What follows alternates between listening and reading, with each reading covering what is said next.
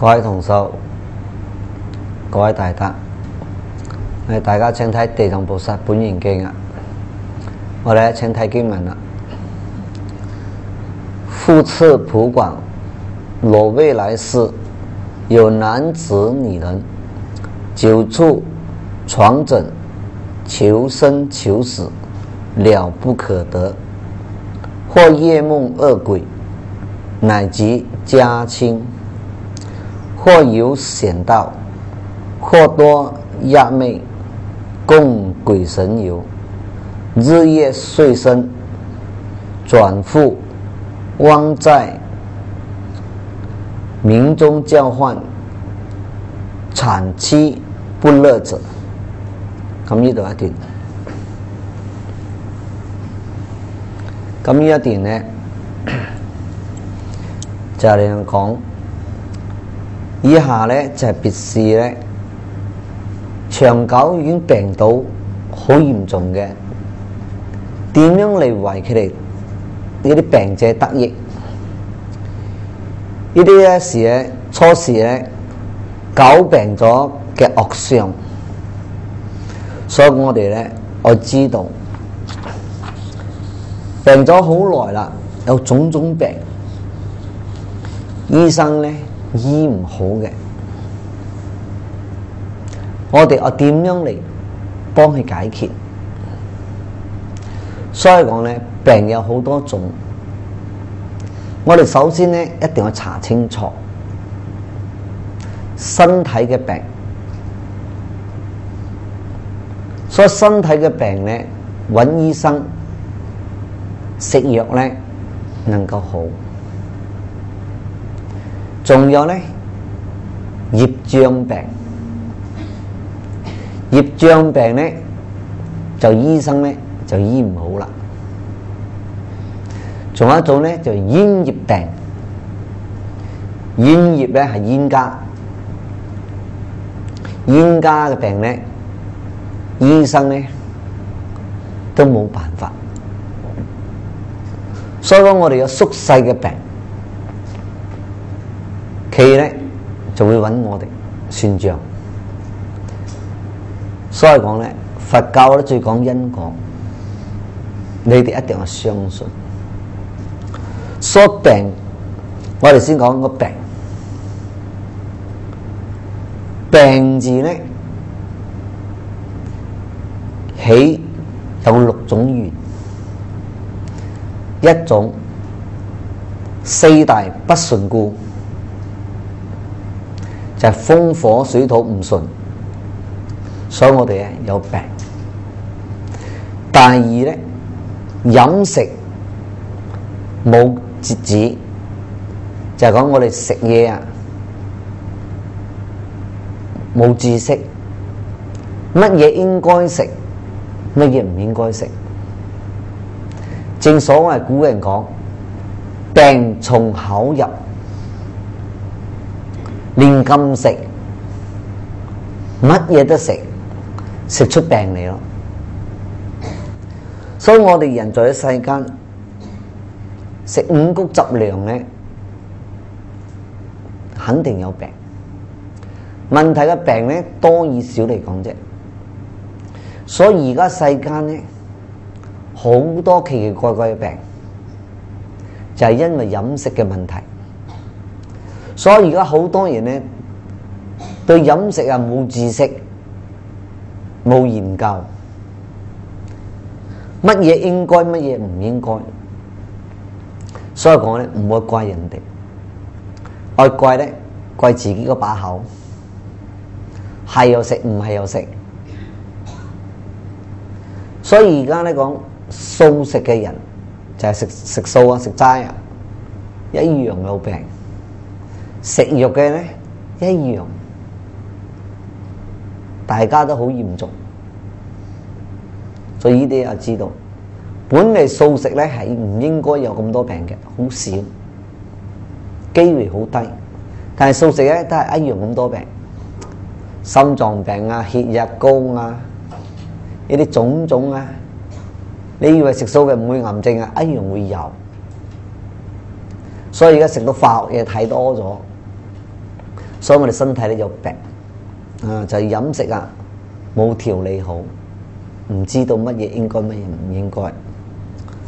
第三種咧，錯禪不調故，就係你打坐靜坐冇真真正正嘅老師嚟教，錯咗唔能夠調所以講都會有病。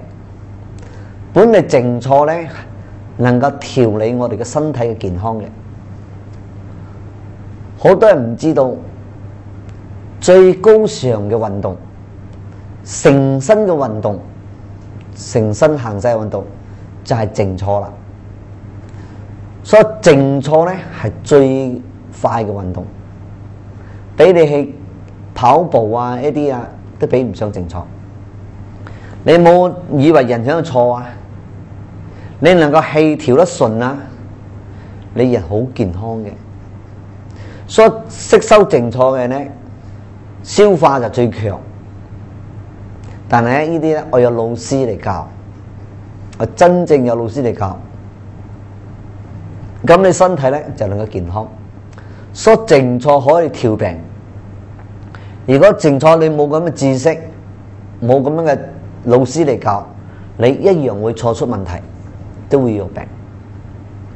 第四種咧，鬼神變順故，就係講有啲鬼有啲神我哋所講嘅惡鬼惡神其會咧趁虛而入，所以講佢哋整到你有病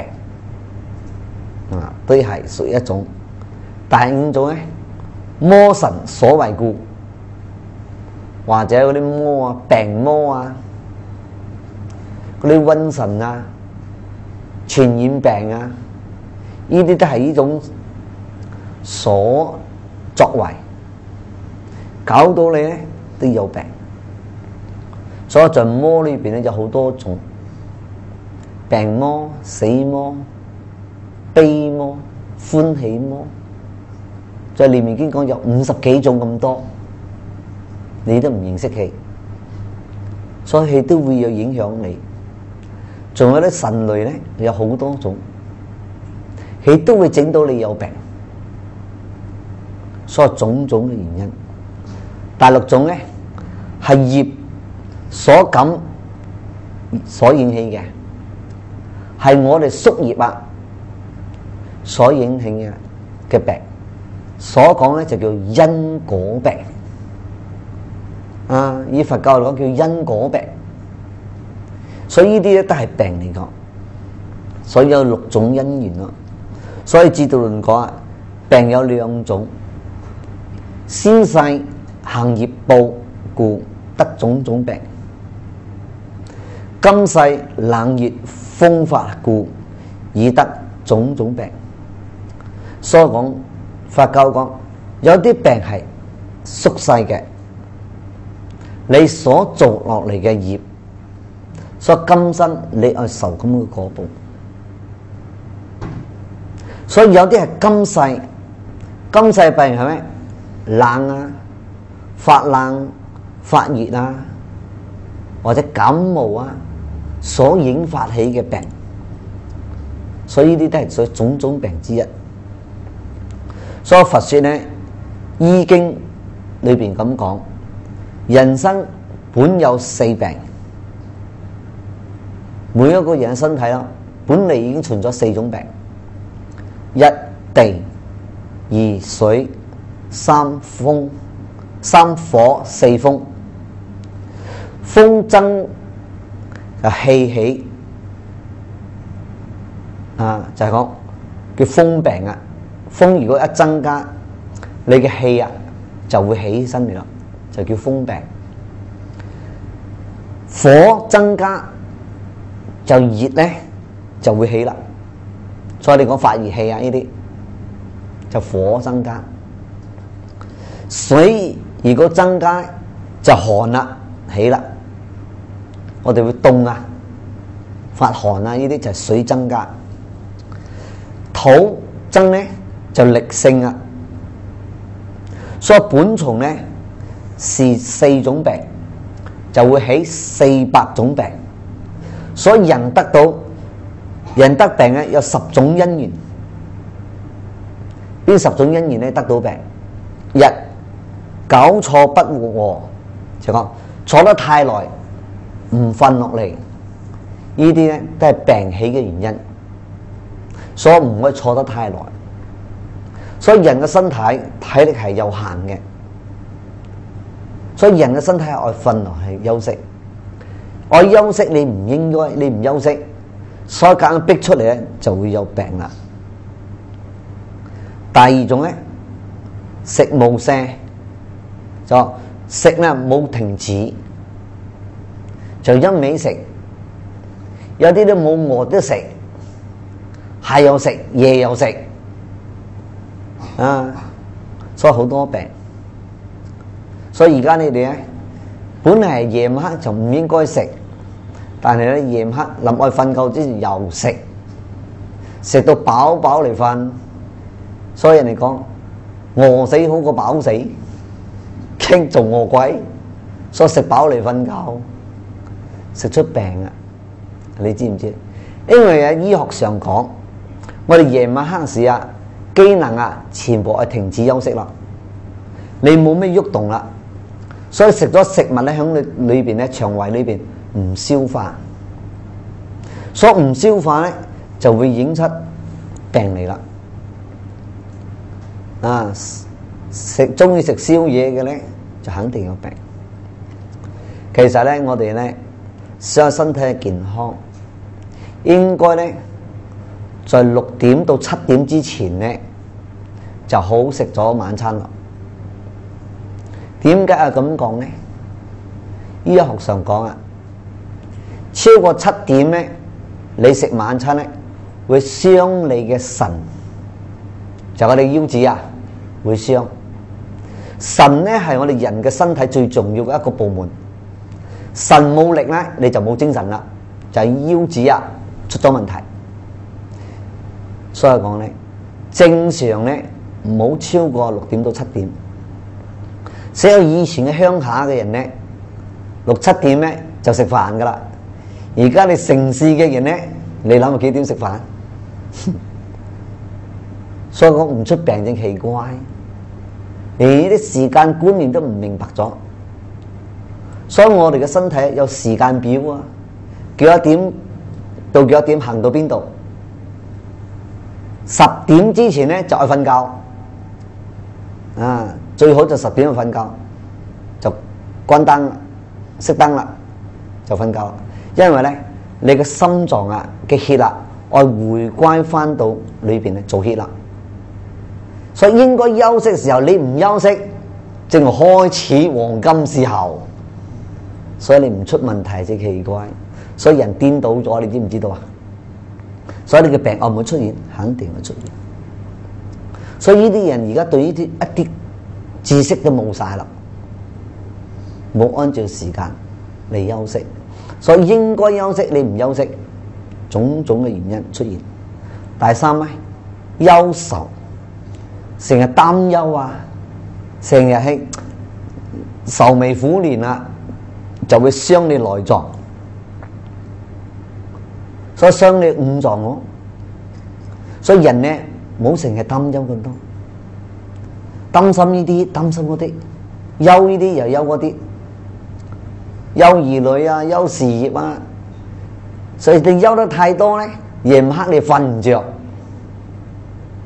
所以人嘅身體你唔能夠休息，日子耐咗就有功啦，就變成病咯。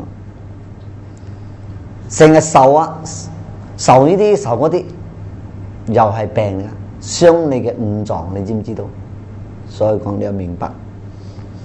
第4種咧，疲極，疲勞過度啊，而且我哋工作上啊，身體支持唔到啦，你夾硬頂。就叫咩？捱夜，夾硬捱啊！你唔可以休息啊，管工啊，管時間啊！你有冇聽古人講咩？功夫長過命啊！你做得晒咩？所以好多人嘅病咧就係捱出嚟咯，冇充分嘅時間休息。所以而家我哋現代人住喺城市社會嘅人咧，出好多病啊，疲勞過度咧都會病。第五種咧，淫欲就講冇停止，於欲念啊，呢啲都會產生病。第六種咧，親為發脾氣啊，中意發脾氣就燒肝傷肝，所以你就知道都係病。第七種咧，忍大便就講你唔去廁所應該排嘅屎你就唔排，夾硬谷，會谷出病嚟。第八種咧，忍小便，所以你就應該小便時你唔去少忍咧，傷邊度？傷膀胱，就所以膀胱冇力，就係腎嘅問題，你腰子問題，所以忍呢啲咧都係大問題，所以應該愛防。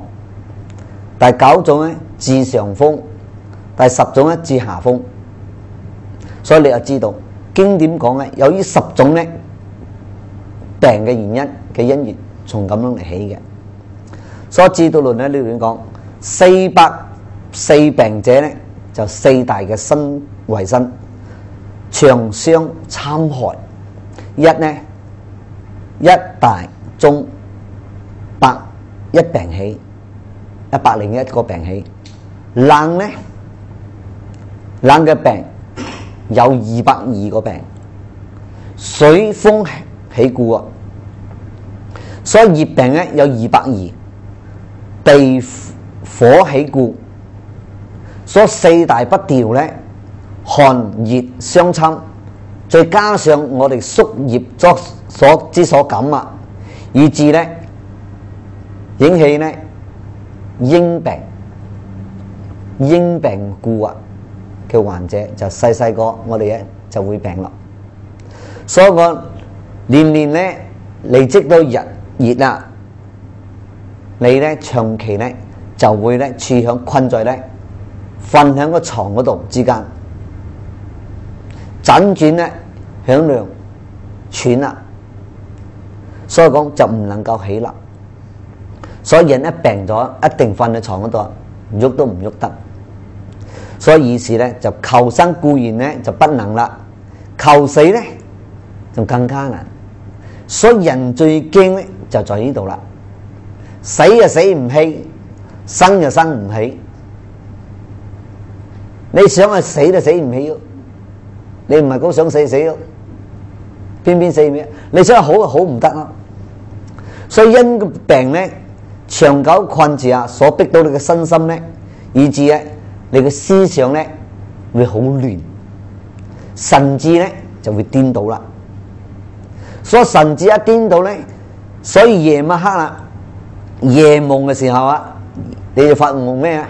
就會發夢到惡鬼啊，夢到鬼咯，嚟整你咯，心神不寧啦。或者咧，你會見到咧，你嘅親舊、你嘅親戚朋友啊、父母啊，呢啲係咩舊係咩？係已經死咗嘅人，你會夢到呢啲啊，或者夜晚黑夢遊啊、險道啊，就講你夜晚夢到哇，去到好危險嘅地方啊，或者俾老虎追啊，或者跌落去深坑啊，或者意外啊，種種都左右你夢到呢啲啊，你好驚啊！所以講，或者咧有好多嗰啲日未啊嘅鬼怪嚟啊，好似成身俾嘢壓住氣，有嘢壓住你咯，壓到你唔識喐咯。啊，仲有嗰啲鬼魅啊嚟整你，所以令到你咧長久啊瞓喺床嗰度咧唔能夠醒，呢啲叫昏迷啊。或者你嘅神魂啊，與鬼神啊同遊，意思話你嘅神識啊，就係你嘅魂魄啊，已經同一鬼啊打交道咗咯，帶你呢度遊嗰度遊，導致氣咗，所以你身體就瞓喺嗰度咗，所以呢啲係病之一咯。所以我哋咧我知道病嘅原因啦，以唯識論咧嚟講明咧俾你聽，人嘅毛壓有種種唔同，所以我哋要識得毛有幾種：一無明嘅習氣嘅病嘅毛壓；第二咧善惡嘅先兆；第三咧四大偏增；四咧循由舊識。所以咧你又會有毛。所以我哋今日講，今日嘅毛到惡鬼咧，就係惡相嘅先映照出嚟，以告你。所以人心善咧，夜晚黑咧唔會夢到鬼鬼神呢啲奇奇怪怪嘅嘢，夢到好清靜。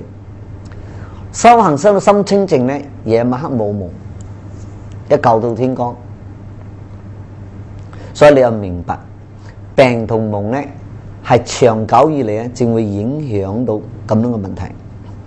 所以我哋咧，我知道，所以呢啲講咧，身體嘅病引發到咧，你夜晚黑瞓唔着，就會產生咗精神有問題咯。所以我哋我知道，健康就係我哋嘅財富。所以你唔健康咧，你乜嘢都冇晒。唔理你係人才好、天才好，病一嚟咧就乜嘢財都冇晒。所以人一病咧，你銀行咧就收唔到錢啦，肯定咧只有出唔識入。所以人咧最緊要係健康。你有健康嘅身體，你就好大機會。如果你冇健康嘅身體咧，就算而家有一個過千萬嘅生意等住你簽啊，等住你做啊，你都冇辦法做啊！而家我見到好多後生嘅好可憐。今日咧趁咗機會咧，講多啲俾你聽。你做父母嘅愛錫你嘅兒女係冇錯，尤其你嘅兒女咧冇呢啲知識，冇啲健康嘅知識啊。飲食嘅知識咧，就害佢一世。尤其你兒女出去大學啊，出外國讀書啊，冇父母咁細心嘅照顧，自己照顧自己，而家管功課啊！你叫佢兒女咧，記住啊，3種嘢你唔好捱。第一就捱夜包你病，第二咧就宵夜，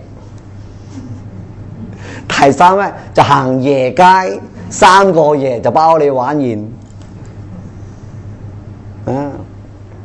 所以佢冇知識，你做一個學生學咩？食咩？食個泡麵，就係而家所謂金蛋麵或者啲麥記麵啦，叫食泡啊，將個命啊，成條命都泡晒。嗰啲係化學嘢嚟嘅，我方便啦，所以我睇到啲後生嘅好可憐啦，管時間一個杯麵淥落去，2粒蛋打落去，一支可樂，嗰陣時唔係可樂，可悲咗嗰陣時就食出問題啦，食唔到營養，吸收唔到，所食嘅全部化學。點解？嗰啲麵咧經過油一炸過，乜嘢都破壞晒，係食到飽，但係咧得唔到營養，所以你有管功課，有溫習，冇時間食。就算大學讀咗出嚟啊，你咧就唔係攞文憑，就攞咩？攞癌症證書。醫生一發個癌症啫，你等住翻去啦。愛食咩盡情食咧，愛玩盡情玩，你仲有心機讀書，仲有心機為社會咩？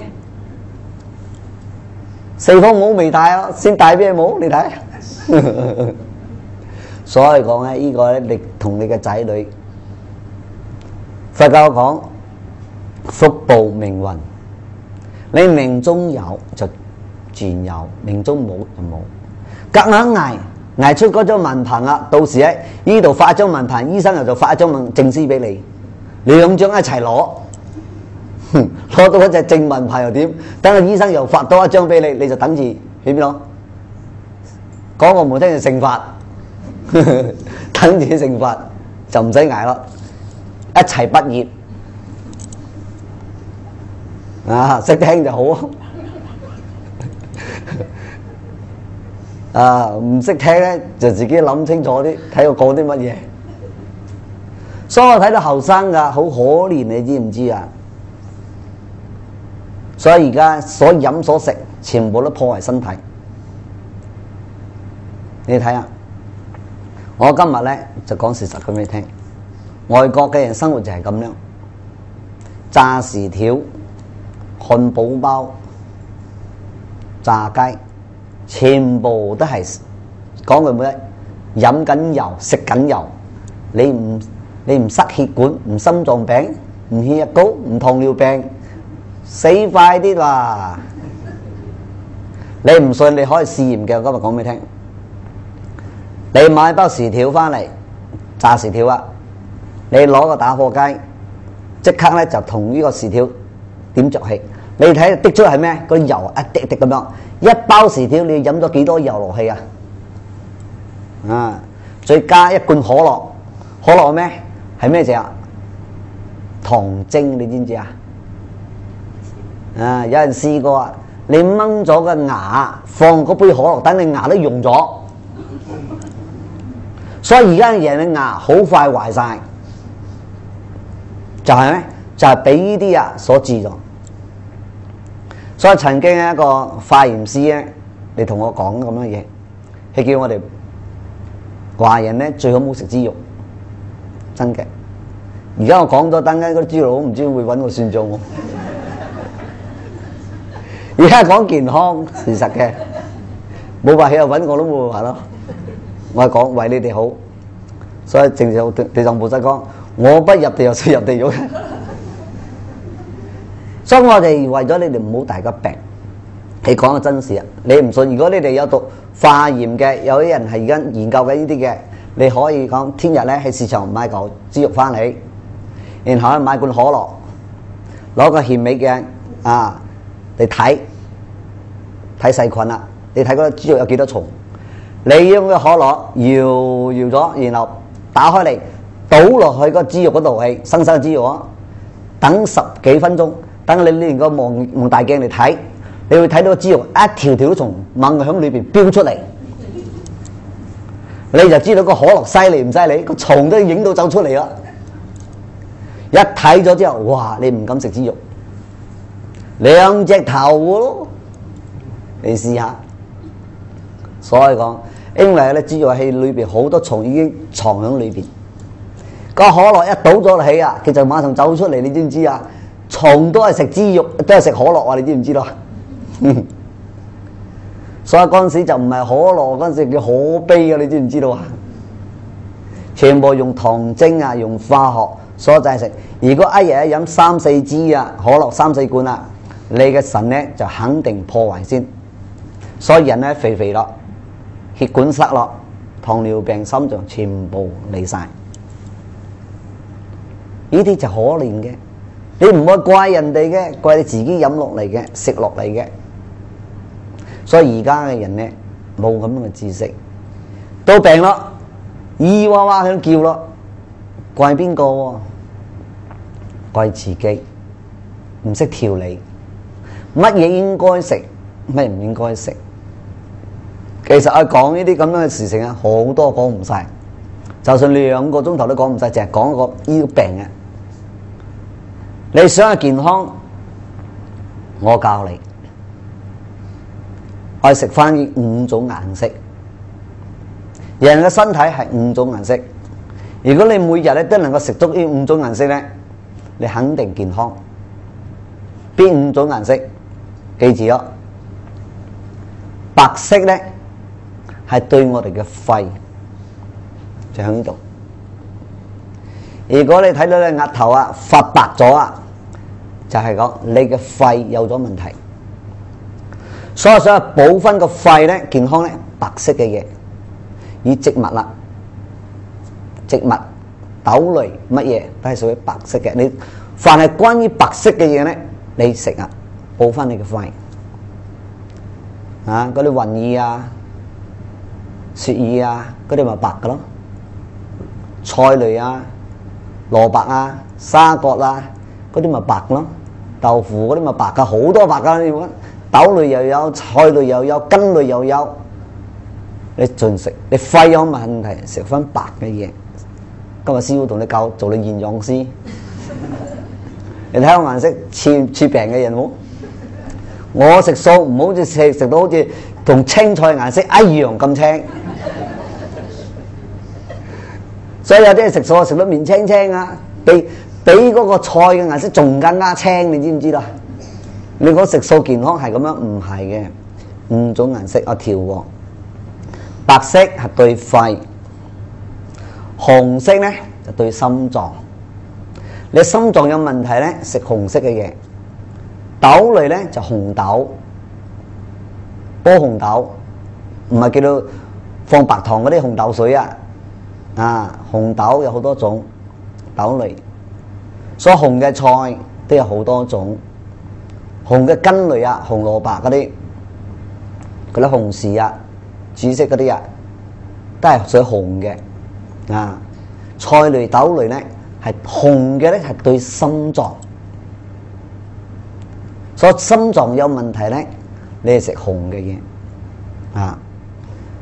黃色咧係對我哋嘅脾臟、胃隔離嗰個脾臟啊，你食黃色嘅。黃豆啊，凡係黃嘅咧，對你嘅脾臟幫助。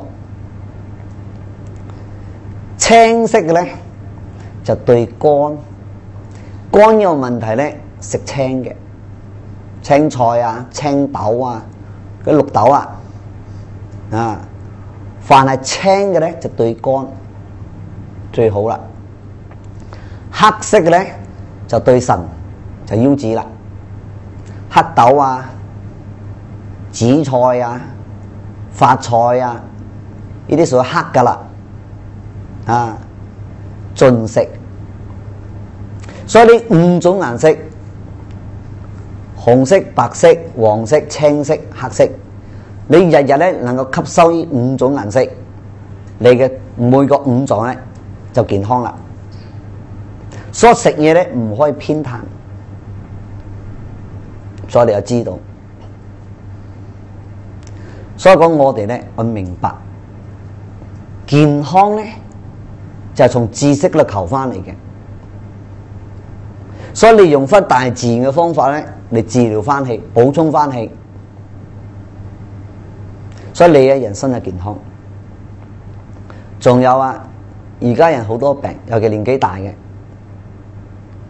骨頭有聲。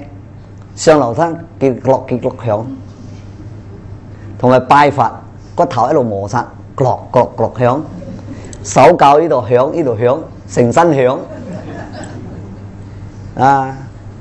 就係因為啫少咗膠囊，個膠質少咗，就係我哋骨頭嘅中間有一層膜係叫膠囊。我哋點樣補充翻去咧？如果你而家唔補，第二呢個樓梯你就唔上得噶啦，你就肯定冇本事自樓上啦，一定要自樓下。你一上樓梯，氣就骨同骨磨氣冇咗嗰層嘢，冇咗嗰層膠囊，你就辛苦。咁我點樣補翻氣咧？所以你哋咧俾啲廣告你食牛脷粉，越食你就越死，其實唔需要嘅。今日教咗你，你第日唔使睇醫生，醫生肯定揾我算賬，淨想討人哋嘅賣。你想唔想我學下呢啲咁嘅嘢？想唔想啊？想就教你啦。凡係呢啲咧，年紀大嘅或者你後生嘅，你多啲補充個膠囊咧，你嘅第日年紀大上樓梯，你骨唔會摩擦，你就唔會痛。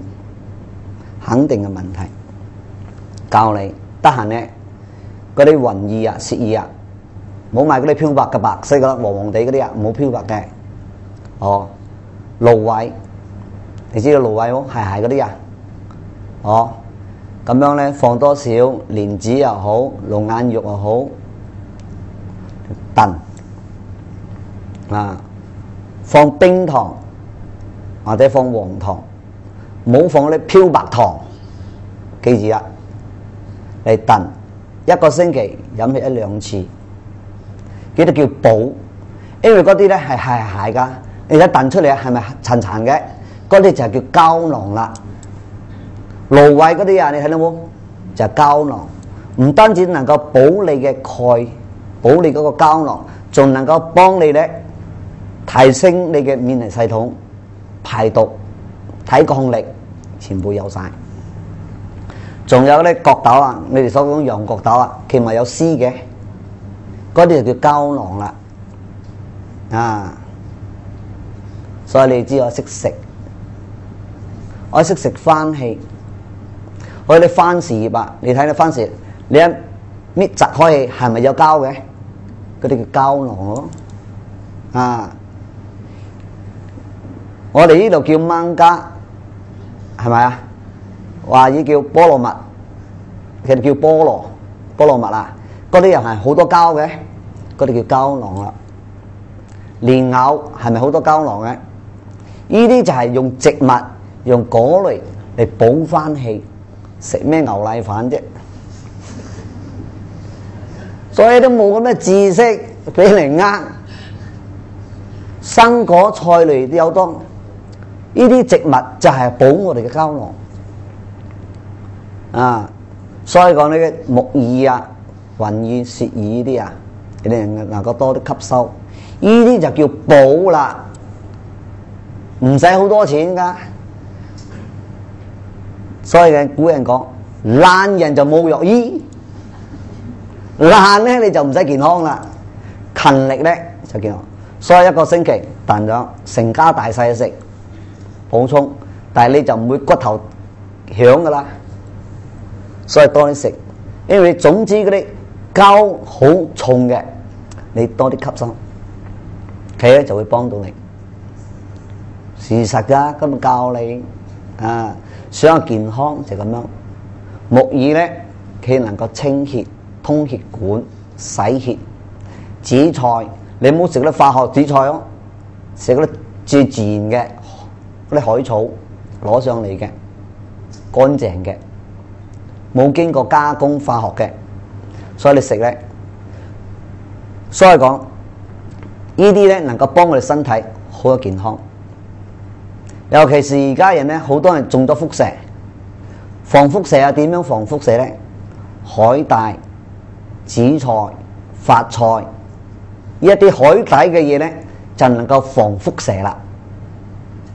所以講咧，成日對電腦對得多嘅咧，我同你講，你好快得到咩？心臟藥，跟住咧就中得咩？血癌，就白血球、熟血、食紅血球，就好快。就成佛啦，你就好快成佛噶啦。所以講健康係自己一日一日咁樣唔注意，咁樣降低，事實嘅。我用而家現代嘅科技就係預防。師傅唔係講唔俾你用，你可以用咗你識預防。如果你一日咧在公司對住5架電腦嘅咧，恭喜你仲快成佛，因為咧四周圍咧都係輻射射住你，你頂得幾耐？所以你哋感覺在辦公室做工嘅，翻到屋企特別攰，就係因為咁樣嘅原因。呼吸、冷氣咧係無形嘅殺手。輻射咧係無形嘅破壞你嘅身體嘅細胞，日日殺死幾多億，你知唔知道？所以咪好多病走出嚟啦。所以呢啲就冇知識，所以科學越發達，人命就越短。所以以前冇咁多科技，人命長。所以我哋嘅人嘅眼係點樣壞咧？係俾輻射打到嘅，你知啊？電視機。你睇下細路哥未上幼稚園先戴眼鏡先咯，有冇睇到？就係因為輻射。所以一個電視機啊，你愛幾多尺正離開冇咗輻射？15尺，15尺咧就唔會有輻射。10尺5尺最裏邊咧就肯定輻射，所以人咧係眼鏡就咁樣帶出嚟啦，眼壞咗睇唔到，所以你又知道呢啲原因。所以我哋要食翻氣，要調理翻氣，要補充翻氣，就能夠預防。所以我睇一本書啫，人嘅壽命啊，平均應該係食幾多歲就係正常嘅，125歲係正常嘅。食到100歲死咧，就都叫短命，你知唔知道啊？正式嘅壽命係食到175歲嘅。我睇一本書係咁講，所以我哋中國彭祖啊，可以食幾多歲？800歲啊！我睇書啊，老子啊，道教嘅老子啊，400歲啊，仲喺坐青牛入城關啊！老子啊，可以食到400歲啊，仲可以坐住個青牛嚟咯。而家我哋有冇20歲、30歲就成咗佛咯？升仙咯，所以如果同以前嘅人，所以以前人講人哋70古來氣，70歲先就開始打天下，你知啊？正開始你70歲入棺材咯，你諗下。所以而家嘅文明病種種產生嘅，你想知道我哋血壓高、糖尿病點樣嚟嘅冇？好多人以為講食糖食得多，其實唔係。係食咩？食白米，白米食成嘅。我講呢粒米本嚟好有營養嘅，係你哋唔識食，破壞晒咗。所以而家咧，人哋提倡食咩？食紅米，食糙米。個米咧，你睇個頭冇咗嗰隻，切咗一邊嘅係咩？係個胚冇咗。科學家研究到咧。嗰隻胚咧有65%嘅營養，嗰個皮啊，紅米嗰層皮啊，有29%嘅營養。如果你連呢個65%同29%都破壞咗啦，你淨得幾多？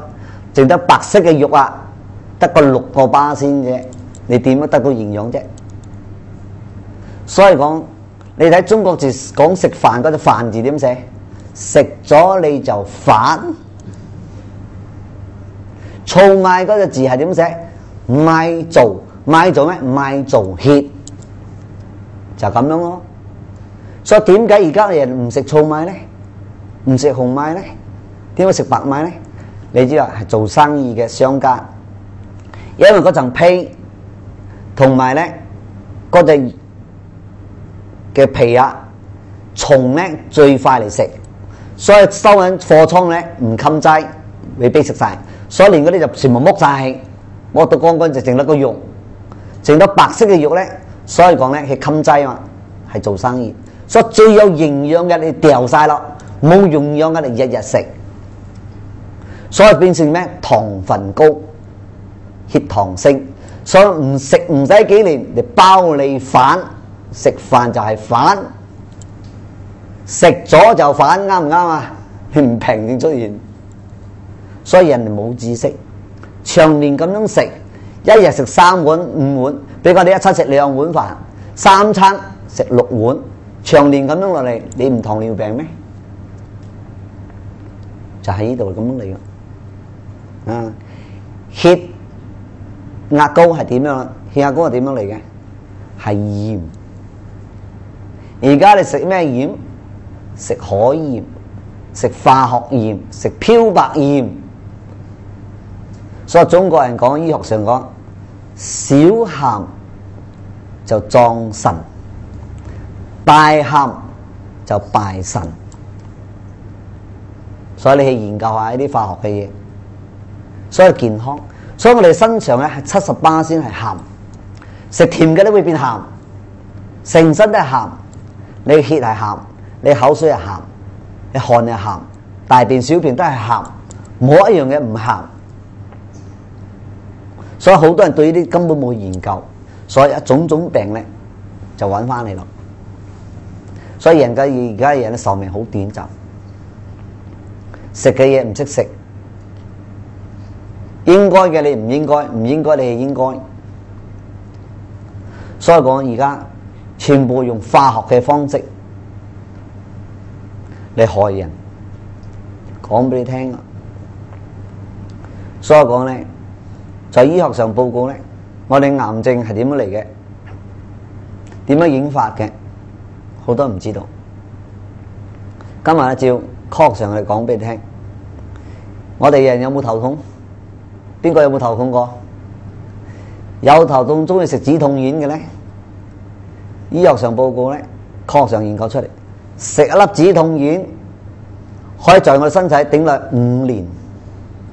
後遺症咧，呢個就係癌症。一日食2粒到食4粒止痛丸，你就好快得到咩？腦生瘤、腦癌，就係因為個止痛丸嘅後遺症。你如果有朋友做醫生噶啦，佢自己有病，佢唔食自己嘅西藥，寧願揾中藥嚟食。點解？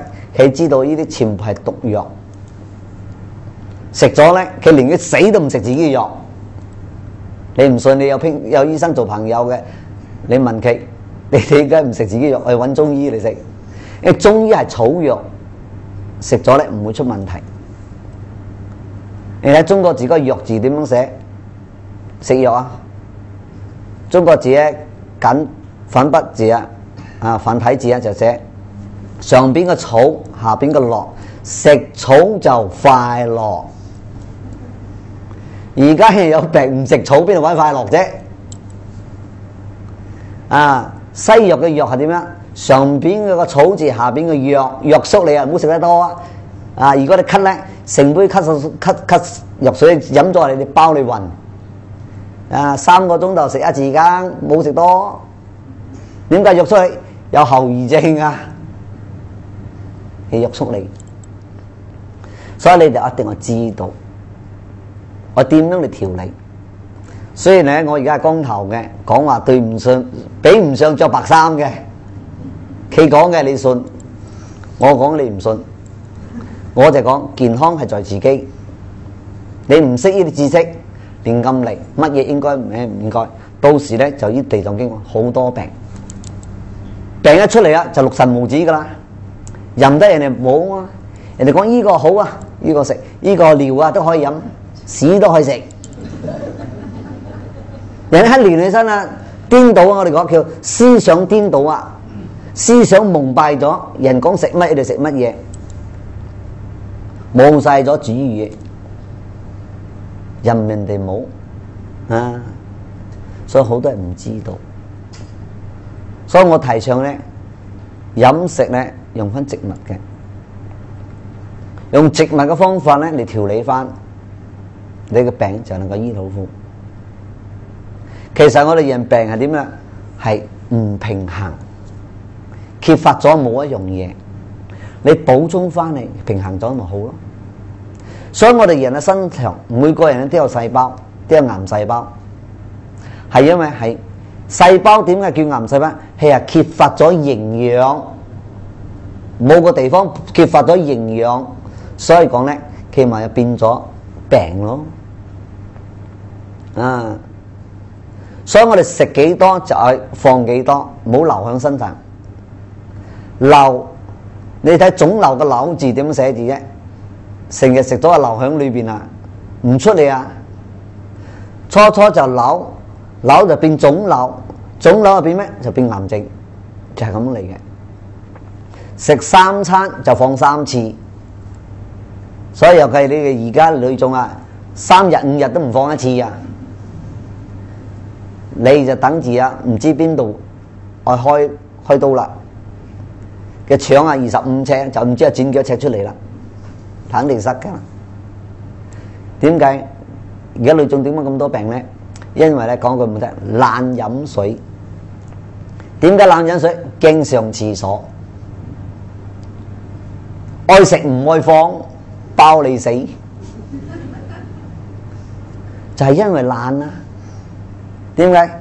尤其做辦公室啊，着到靚靚，驚踎廁所。整到成身邋遢出嚟，所以寧願唔飲，夾硬頂，咪頂出問題嚟啦。就係咁樣愛靚啊！唔肯飲水啊！所以人嘅身上70幾%係水分啦，你唔飲水邊得？咪出病啦，夾硬嚟啦！所以講你哋唔知道好多種病，癌症就係咁樣翻嚟嘅，你知唔知啊？啊，係你自己叫佢翻嚟嘅，有咩辦法？到時啦，做到唔夠俾氣啊！所以講第日你睇醫生一快唔出嚟，你自己嚇你自己咯。係檢查身體2個禮拜你就擔心啦，日夜唔使瞓覺。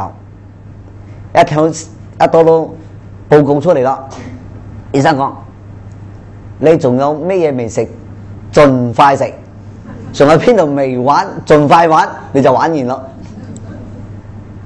你冇幾多日時間噶啦，所以講啊，人最緊要啊，心情愛放鬆。你一緊張，你自己嘢殺死你嘅細胞，係你自己殺死你自己嘅啫。所以人咧，你就知道點樣調理。其實講一句唔好聽，癌症係唔死人噶啦，係嚇死嘅。俾癌症嚇死嘅，我睇過好多個俾嚇死嘅，你知啊？明明唔死，俾嚇到死，驚一驚就死啦，死得快啲。所以好多人聽到癌症係絕症，其實癌症唔係絕症嘅。所以而家醫學點樣發明咧？點樣先進啊？癌細胞我幾大正驗到2公分。如果呢粒癌細胞可以驗到之前咧，已經2公分咧，你已經係末期咗啦。所以而家儀器最先進咧，細有癌嘅細胞你仲未驗到，醫生而家未驗到。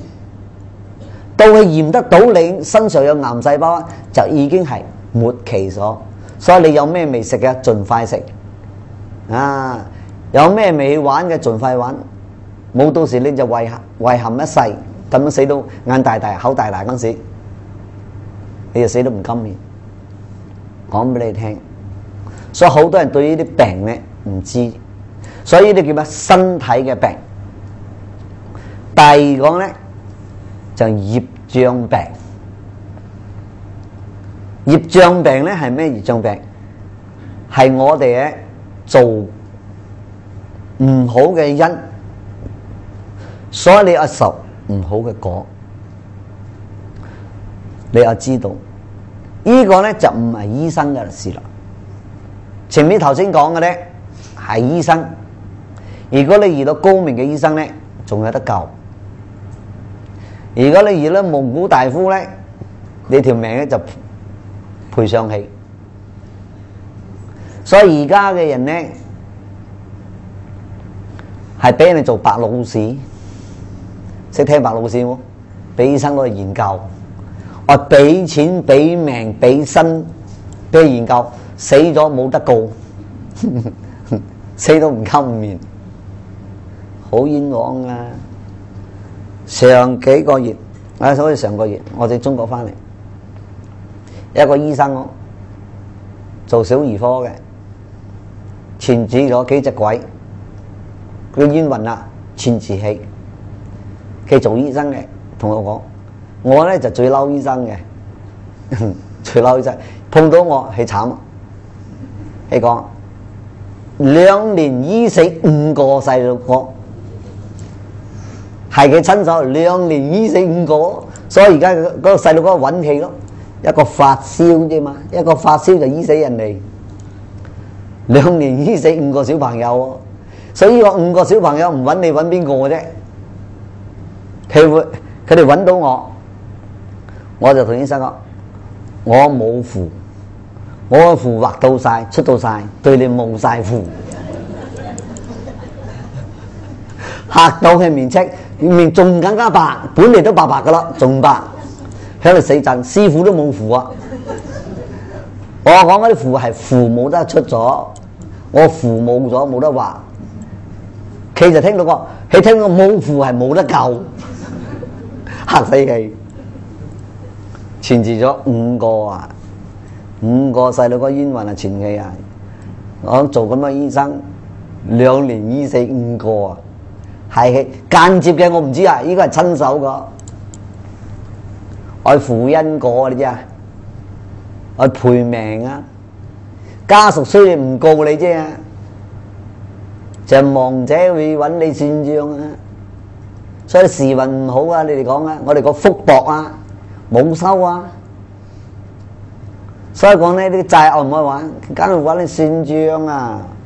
好彩遇到我，你求我啊，我就幫佢整，幫佢化解呢啲冤業，幫佢啲亡者超生，馬上就同佢做，半個小時後即刻就變啦，顏色開始轉翻紅啦，啊有血色啦，嘴上紅一紅啦，哇！一下個成個頭亮亮啊，亮亮浸浸，乜嘢都冇晒，走晒。佢身上有幾多錢，全部包晒紅包俾我。有食藥冇食藥，所以呢啲叫咩？叫冤業病。所以我哋做咗唔好嘅因，所以受唔好嘅果。所以嚟得快，佢仲有多少善根信佛，聽到我氣嚟揾我。所以你冤業病咧，就唔係醫藥上嘅問題啦，就愛以佛法嚟化解。如果你唔幫佢5個小朋友超生，佢肯定攞你嘅命。所以呢啲道理咧，我知道。我哋而家係患咗咩病，我搞清楚、搞明白嚟。如果唔係咧，就係好大問題嘅。啊，希望咧你就知道呢2種啊冤業病，你間接咧害死人哋。所以正所謂佛教講，欠債還錢，欠命還命係正常嘅。所以我哋做咩行業咧，要小心。殺害人哋嘅命，你愛還嘅。時間嚟得早嚟得遲嚟講，唔係唔報，時間未到啫。